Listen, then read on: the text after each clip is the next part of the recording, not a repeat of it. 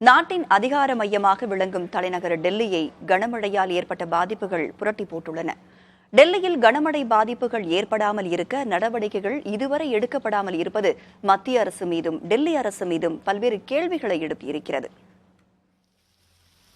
2 மாத கடும் கோடை வெப்பத்தாக்கம் மற்றும் வறட்சியால் துவண்டு வியாழக்கிழமை இரவு உறங்கச் சென்ற டெல்லி மக்களை நகரமே நீரில் மூழ்கிவிடுவது போன்ற காட்சிகள் மறுநாள் காலை மிரட்டியுள்ளன.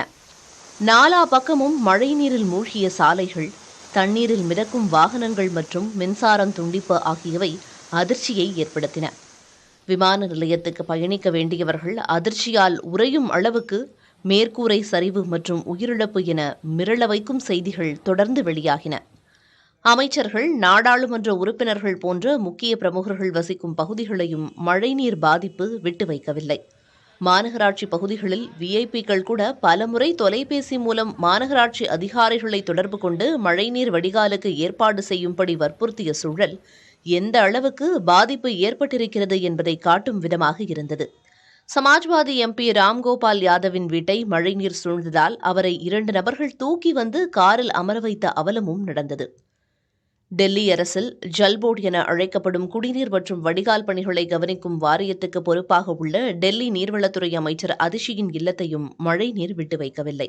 2 நாட்கள் முன்பு வரை டெல்லியில் குடிநீர் தட்டுப்பாடு நிலவிய நிலையில் அதற்கான பதிலில்லாமல் உண்ணாவிரதத்தில் ஈடுபட்டு வந்த அதிஷி மழை பாதிப்பு கேள்விகளுக்கு மீண்டும் பதிலில்லாத நிலைக்கு தற்போது தள்ளப்பட்டுள்ளார்.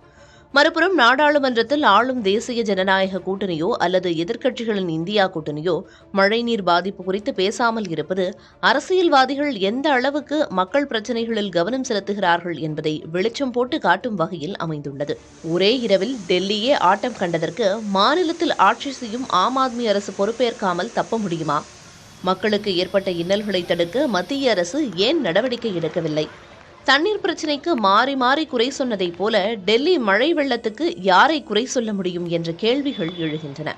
வானிலை ஆய்வு மையம் எச்சரித்துள்ளது போல 3 நாட்களில் டெல்லியில் கனமழை பெய்து மீண்டும் பாதிப்பு ஏற்பட்டால் ஒட்டுமொத்த அரசியல் தலைமையும் டெல்லி மக்களுக்கு செய்ய வேண்டிய கடமையை ஆற்ற தவறிவிட்டது என்பதே நிதர்சனமாகும். காலநிலை மாற்றத்தால் இதுபோன்ற நிகழ்வுகள் அடிக்கடி பாதிப்பை ஏற்படுத்தலாம் என்பதை உணர்ந்து மத்திய அரசு, டெல்லி அரசு மற்றும் மாநகராட்சி சார்பில் நடவடிக்கைகள் எடுக்கப்படுவதே டெல்லி மக்களுக்கு ஆறுதலளிக்கும் செயலாக இருக்கும்.